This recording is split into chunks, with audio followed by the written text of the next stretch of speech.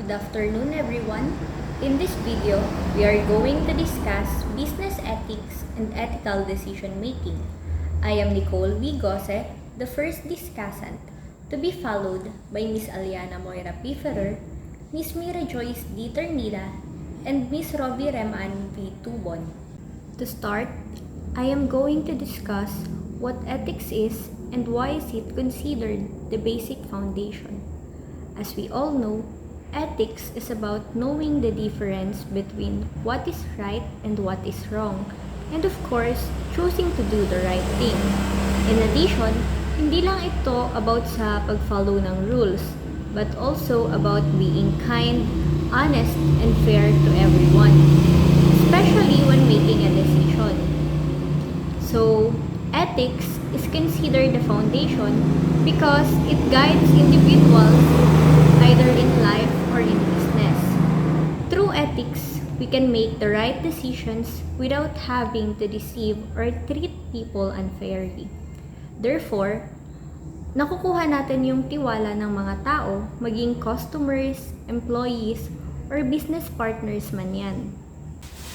Also, according to Attorney Arnel Jose S. Banyas, the Deputy Secretary Senate of the Philippines, the world has changed drastically through technology.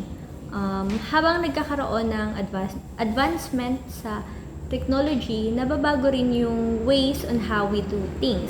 But on the brighter side, it made our lives faster and more convenient. For example, people and societies are more connected online, lalo na nung may pandemic, where people have to keep physical distance.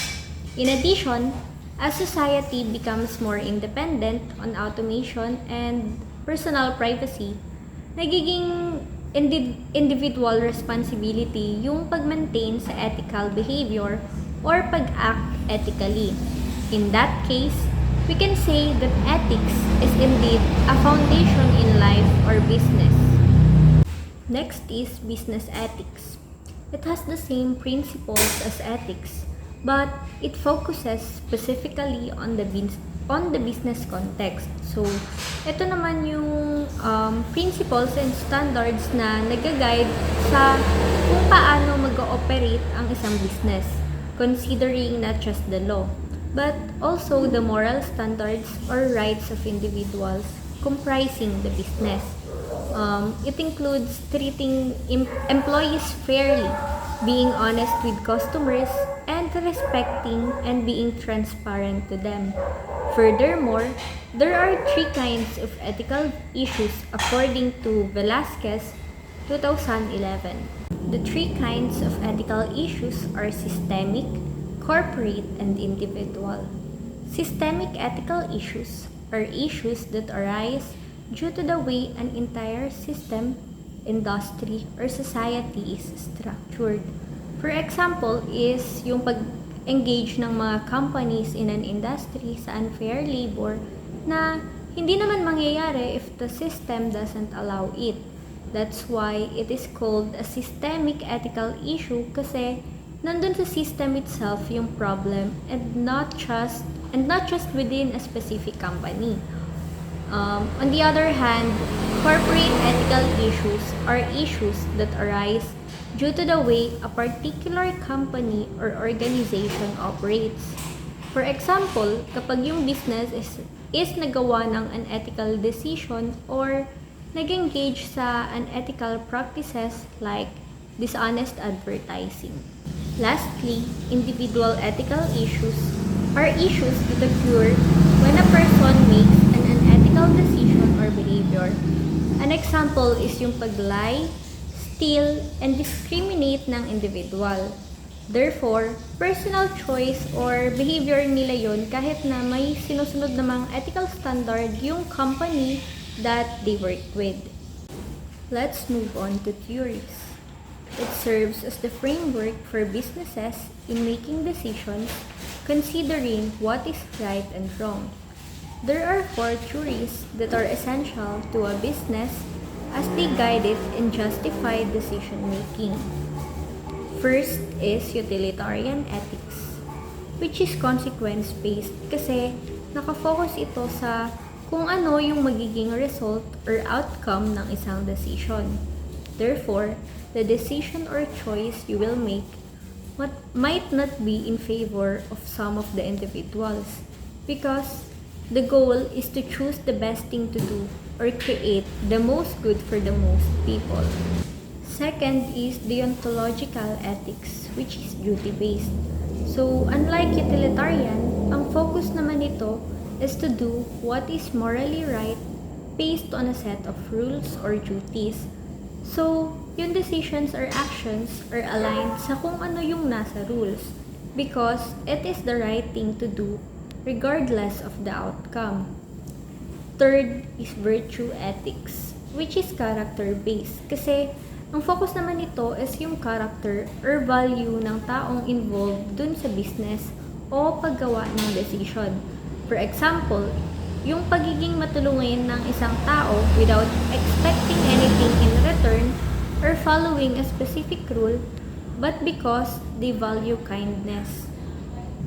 Fourth is ethical relativism, which is culture-based. In this theory, ethical standards cannot be absolute and be applied to all people kasi nakadepende sa cultural context or society ng bawat tao kung ano yung kinakonsider na tama o mali since magkakaiba ang paniniwala at tradisyon ng bawat kultura.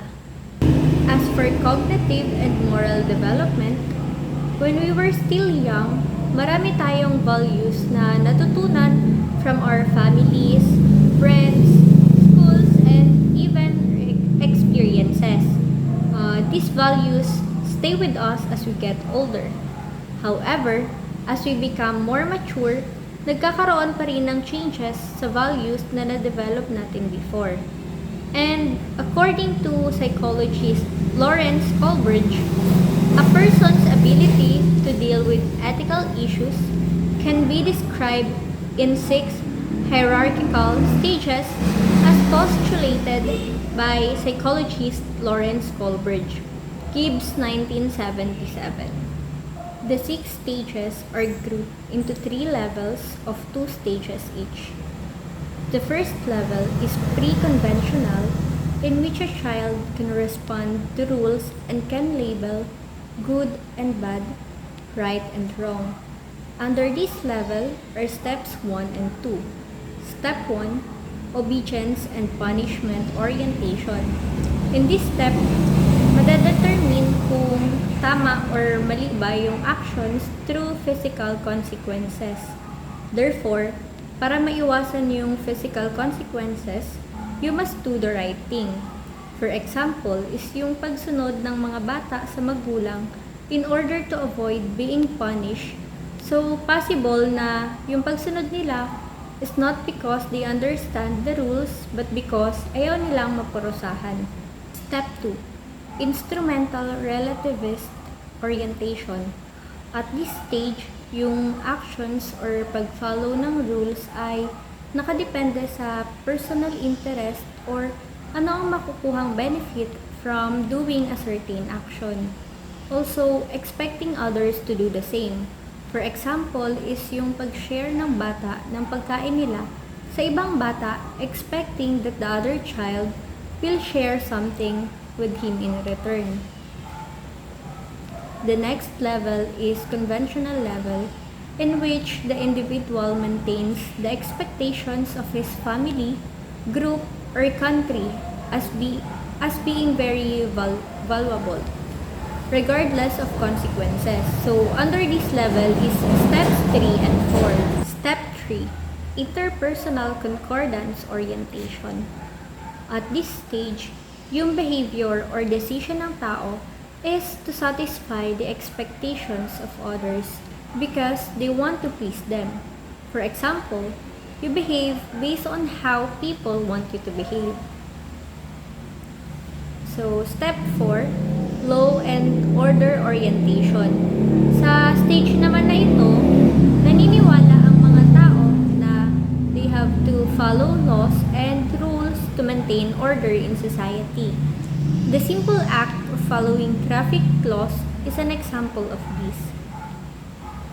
So for the third level, which is the post-conventional, autonomous, or principled level, in which the individual in the next two stages sees situations that consider everybody's interest and no longer has to accept the norms of a group. So under this level are the last two steps, which are steps 5 and 6. Step 5, social contract orientation. At this age, nare-recognize na ng tao ang importance ng rules and laws, but it should be flexible and not absolute. For example, there is a specific law na nare-recognize naman nila, however, as time goes by, nare-realize nila na yung law doesn't promote fairness kaya nag-protest sila against that specific law. Step 6, Universal Ethical Principles Orientation. In this final stage, people think beyond the laws or social rules and focus on what is ethically and morally right according to fundamental principles that apply to everyone. So, dito mas kinoconsider na yung justice, equality, human dignity, and respect for all individuals. It is also related to the example I mentioned in the previous stage. Kasi doon, mas pinili na i-acknowledge yung paggawa ng tama kesa patuloy na sumunod sa unjust law. Therefore, this stage is about recognizing what is right even if it means breaking laws. So that's it for my part, and let us now proceed to the next presenter. Good day, everyone. I'm Aliana Moira P. Ferrer, and I will be the second presenter. Today, I'll be discussing rights, moral responsibility, and business ethics as part of our topic. So, let's get started. A right is a person's entitlement to something such as legal, social, or freedom. A negative right is a duty from others to not interfere with an individual's activities who possess that right. Whereas a positive right is the duty of others to allow another person to do whatever he or she needs to follow or perform freely. Rights are considered normative rules about what a person is allowed to possess. So when we say right, it is a person's entitlement to something, meaning that all person, mapabata man yan o matanda, have their own rights. Aside from that, nasabi ko rin yung about sa legal, social, and freedom. So when we say legal, these rights are provided by the law itself. Social rights are the rights of people to achieve their basic human needs. And freedom, from the word itself, it is the freedom that most of us people use. Freedom in literal meaning and freedom to do things we usually do in our daily lives.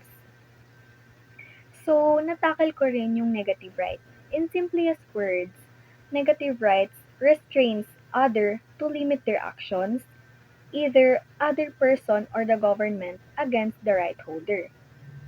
So, example, is right to have privacy in all aspects. Right not to be killed that we know will limit everything that we do or will do. Or the right to do what one wants with one's property.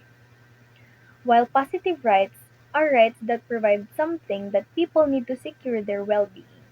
For example, karapatan makapag-aral, karapatan makakain, karapatan sa medical cares o magamot kung may sakit, karapatan magkaroon ng tahanan o right magkaroon ng trabaho.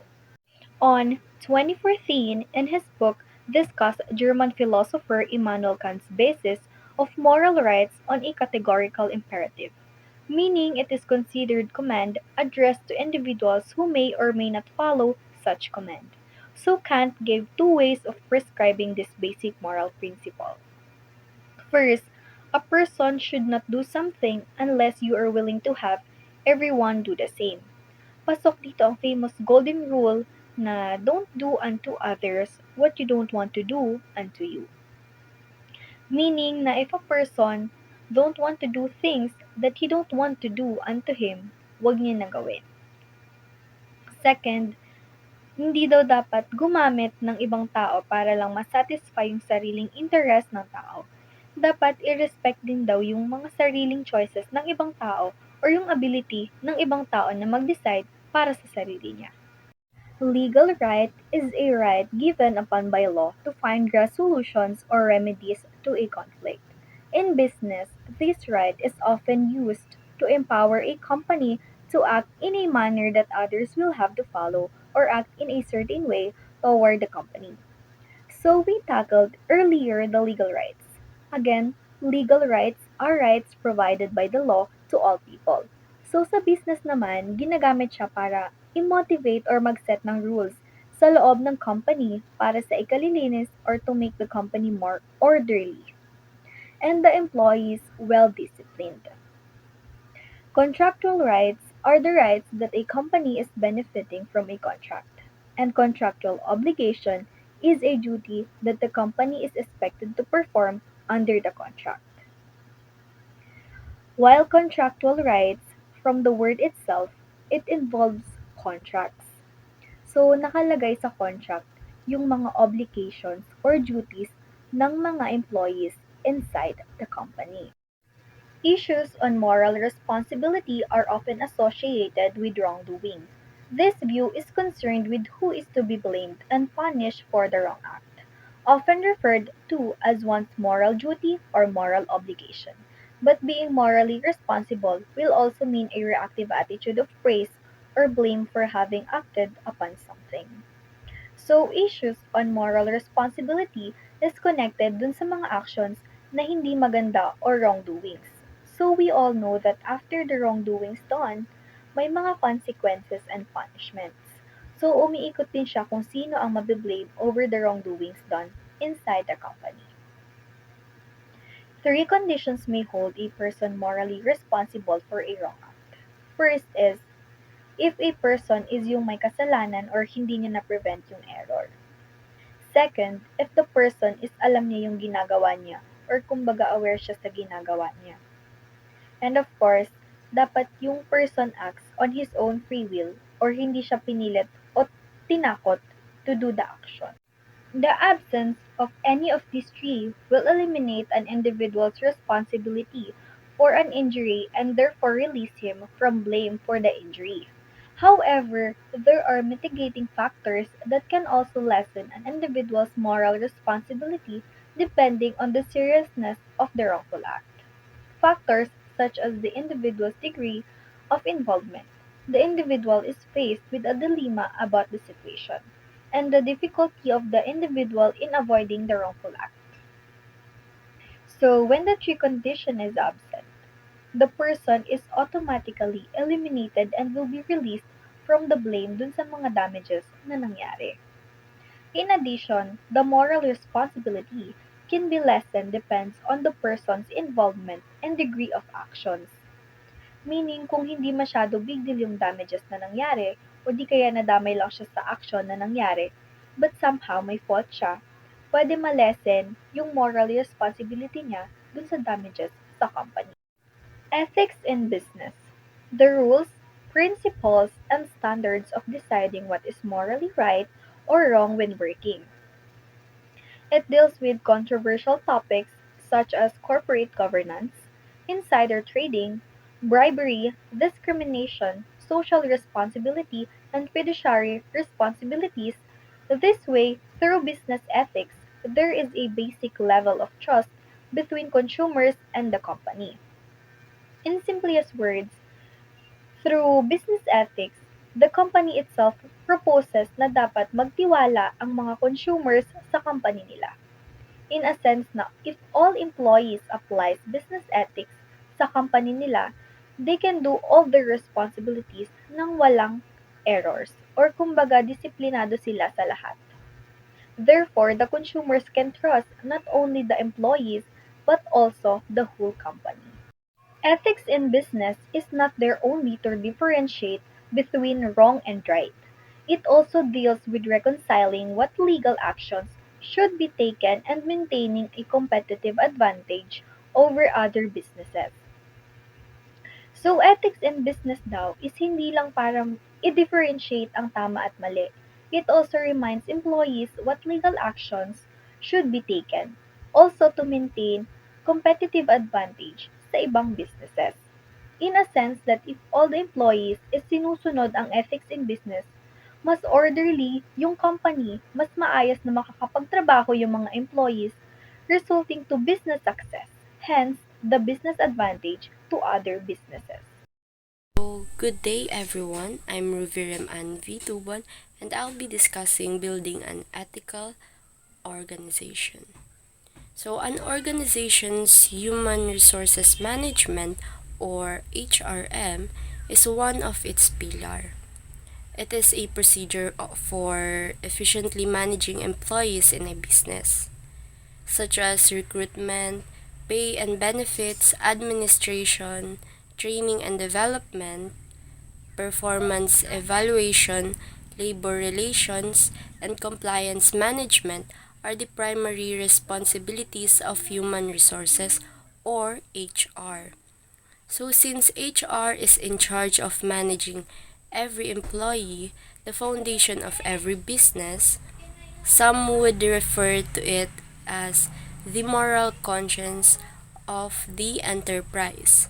So HR frequently has to make difficult moral choices, such terminating workers, implementing pay scales, and settling labor disputes. The following traits manifested through its HRM processes can build ethical decision-making capabilities, like first, be an ethical HR leader. So it is the most important attributes of an ethical company to have a leader who will act as a role model and an inspiration to other employees. And as a leader that is ethical must create an environment of trust and respect, thereby paving the way for an ethical culture. So, second is support training and development. So, here, this is an area that sometimes management tends to give less importance to. So, continuing professional development can make people stay at their jobs. So third is acknowledge the importance of diversity in the workplace. So diversity is an issue to lots of job addressing recruiting efforts, like it can be based like across race, class, gender, and religious beliefs. And by understanding and accepting the people from different backgrounds, it can help us and it can help a lot of employees in a workplace to be unethical in a decision making process. So, fourth is manage conflict of interest or COI. So it is one of the biggest barriers in organizational development and performance. It is a self-interest of particular individuals or groups. So isa na dito ang daan upang ma-manage ito is through the company's code of ethics and company's code of discipline. So, fifth is keeping things confidential. So, HRM has the information of all the employees, and it is a legal responsibility of an HR to secure the information of each and every employees, such as the salaries, sexual harassment, wrongful doings, and others. And lastly is know and follow the law. At all times naman, and at every places, and each of us are following and should be followed the law at all times.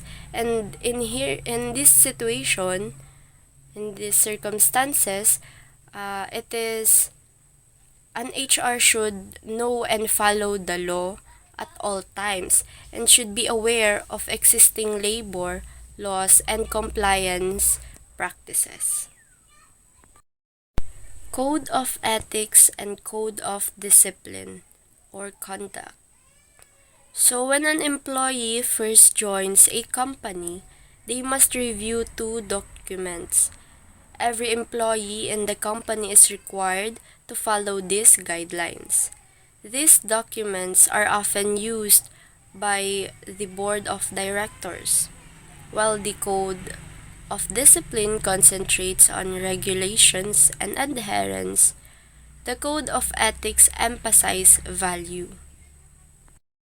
The Code of Ethics is an aspirational document that describes the values and beliefs of the company that guides the conduct of its members, while the Code of Discipline is a document that signifies the practices and behavior of an employee that is required of them so that they can remain in the company.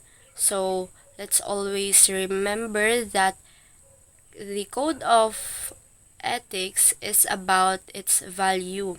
It focuses and emphasizes on its value, while the code of discipline is concentrates on regulations and adherence. Ethical decision making.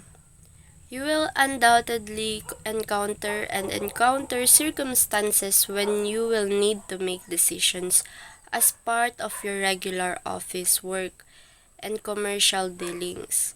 Decisions which need to be made yet might occasionally be challenging to make, and here below are some of the issues to contend with.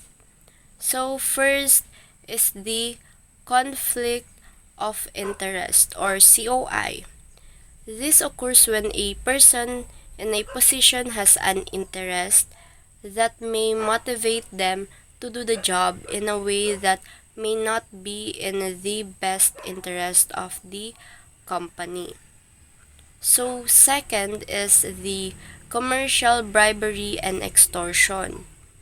So when consideration is given or offered by one party outside of the company, like supplier, to the employee or the buyer, when he or she transacts favorably with the employee's company. Third is the gifts. The decision to accept tokens or gifts depends on a person's ethical values combined with existing company policy and considering industry practice. And fourth is the employee theft. So this happens when employees appropriate additional benefits or make use of company resources for private use. So nag-exist ang employee theft kapag ang isang employee is ginamit ang kanyang posisyon upang magsagawa ng isang proseso na magbe-benefit lang personally and not sa company. So, 5. Computer theft.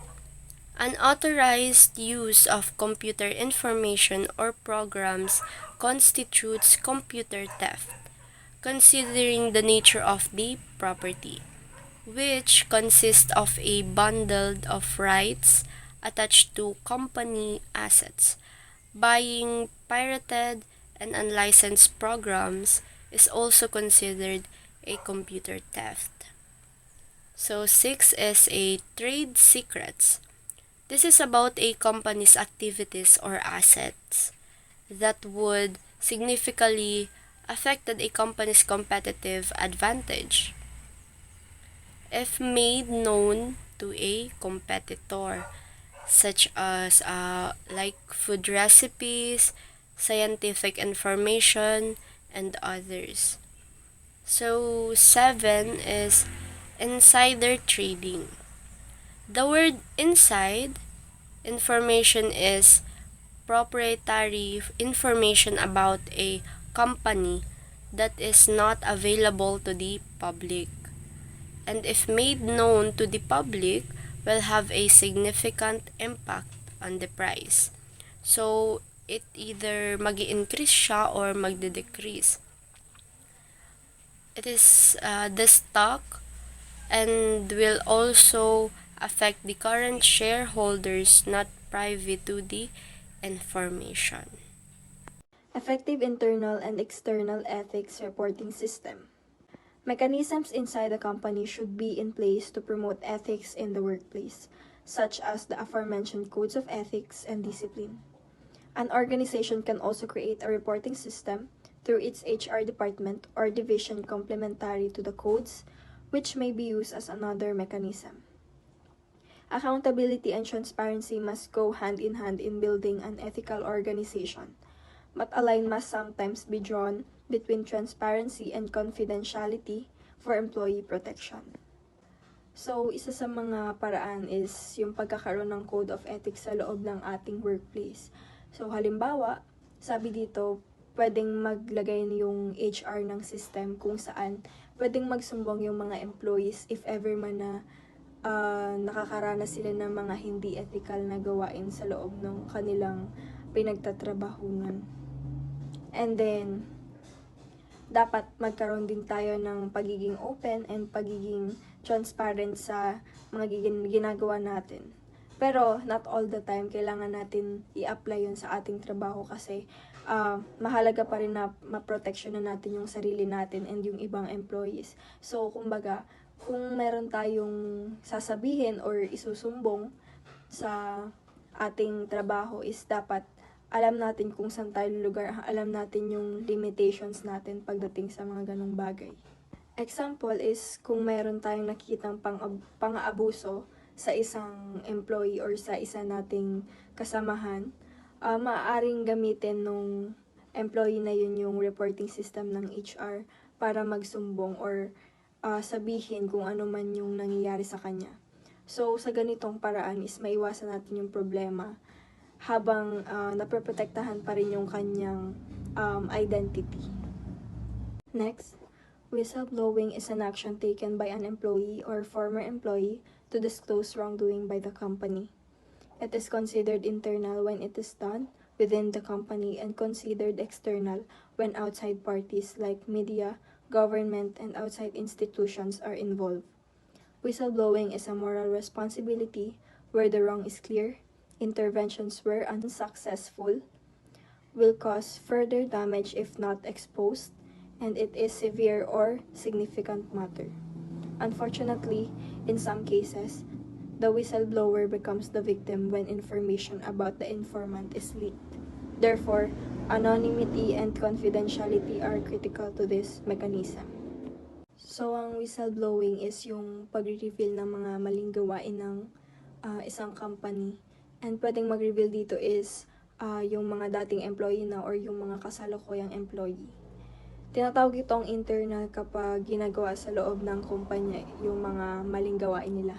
And external naman kapag involved na dito yung media or government. And then isinasa publiko na yung mga nagawa nila. So sinasabi din na ang whistleblowing is isang moral na responsibility. Lalo na kung sobrang malinaw naman na mali talaga sila and hindi sila nag-iisip ng paraan kung paano maayos ito. So, mahalaga ito kasi maaaring magdulot to ng mas malalang problema or may madamay na mga ibang empleyado kapag hindi siya na-reveal. And then, may mga cases din na nagiging victim yung mga whistleblower kasi yung mga pagkakamalian nila is lumalabas. So, napakahalaga talaga ng pagiging anonymous and pagkakaroon ng confidentiality pagdating sa mga ganitong process. So, for example, may isang employee sa isang company na nakakita ng mga fake documents sa financial reports. Kung napagdesisyonan niyang mag-report sa HR ng hindi nagpapakilala, matatawag itong internal whistleblowing. So, kung ang information is lumabas naman sa media, ito naman is external. So, kung yung identity niya is malaman at siya is pinabayaan, maaaring mawalan siya ng tiwala sa company and magkaroon ng takot ang ibang employee na magsalita tungkol sa iba pang mga gawain na ginagawa ng company na yun. Next, employees should be encouraged, engaged, and empowered through ethical behavior and ethical leadership through their managers and leaders within the organization. This may be done by formalizing a structure by which ethics can be observed and practiced through policy making, empowering them through work ethics, customer service quality goals, team building, and others, gives them ownership and creates an ethical culture. Engaging employees in understanding proper behavior and rewarding them builds ownership and strengthens best practices. Bawat employees is dapat pagtutuunan ng pansin ng kanilang managers and ng kanilang leaders sa loob ng isang company. So, kapag yung mga employees is nabibigyan ng responsibility sa mga layunin nila sa trabaho, tulad ng pagpapabuti ng kanilang service sa customer and pagtutulungan sa isang team, so nagkakaroon sila ng pakiramdam na belong sila sa workplace na yon and mas nagiging ethical yung culture nila pagdating dun sa company. So mahalaga rin na i-engage natin yung mga employees sa pag-unawa sa good behavior para magkaroon sila ng rewards and pampalakas ng kanilang pakikipag-ugnayan sa bawat isa and para mas maging lalo silang productive. For example, isipin natin na ang isang company is nag-set up ng isang workshop about customer service. So dito, tinuturuan yung mga employees ng mga ethical na gawain sa pakikipagtungo sa mga clients or kaya sa bawat isa sa mga coworkers nila. So kung yung mga employees na nagbibigay ng pinakamahusay na service ay may bonus or kaya may reward, so nagiging mas motivated sila na ipakita yung mabuting asal pagdating sa kanilang work. So sa ganitong paraan, nabubuo yung isang culture na nagtutulak sa lahat and sa bawat isa na maging mas ethical and responsible. The ethical individual. Citizens of the world today have become more socially conscious. Environment, social governance. As a result of global failures in governance, both from the public and private sectors, being an ethical individual requires personal responsibility and accountability, more so when things go wrong. In research that spanned for 5 years, honesty and integrity were the key variables influencing ethical decision-making. Ethical behavior and ethical decisions will define who we are as individuals and the kind of moral standards we possess. At the end of the day, it will be a matter of how well you would like to sleep at night and how your conscience guides you on the decisions you make. Decisions that should not cause any harm to your fellow human being. So, sa panahon natin ngayon is mas nagiging socially conscious na ang bawat isa sa atin. Pagdating sa mga issue, mapakalikasan man yan or lipunan, and lalo na yung pamamahala. Kasi sa panahon natin yun is maraming pagkukulang yung government and yung mga kinikita natin mula sa parehong pang-public and private sectors. So, yung pagiging ethical ng tao is nangangailangan ng personal na responsibility and yung pagkakaroon ng pananagutan. So, lalo na kapag may mga nangyayari sa atin na hindi maganda. Sinasabi na yung pagkakaroon ng honesty and integrity yung isa sa pinaka nakaka-apekto sa paggawa ng ethical na decision ng isang tao. So, dapat malinis yung konsensya natin, and kung gusto natin mag-gain sa buhay, siguraduhin natin na hindi dapat nagdudulot ng pinsala sa ibang tao. Lalo na kung hindi naman involved sa buhay natin yung tao na yun, or kaya lumalaban lang din siya ng patas dito sa mundo. Example, kung may isang employee na naghahanap ng isang malaking halaga ng pera na naiwan ng isang customer sa kanilang company, so ang ethical na desisyon is yung ibalik ito sa may-ari. So yung paggawa ng tama is nagpapakita ng honesty and integrity, and nagbibigay ito ng na panatag yung konsensya ng isang employee. So, sa ganitong paraan na ipapakita yung tunay na halaga ng pagiging ethical, hindi lamang para sa sarili natin, kundi para rin sa ibang tao.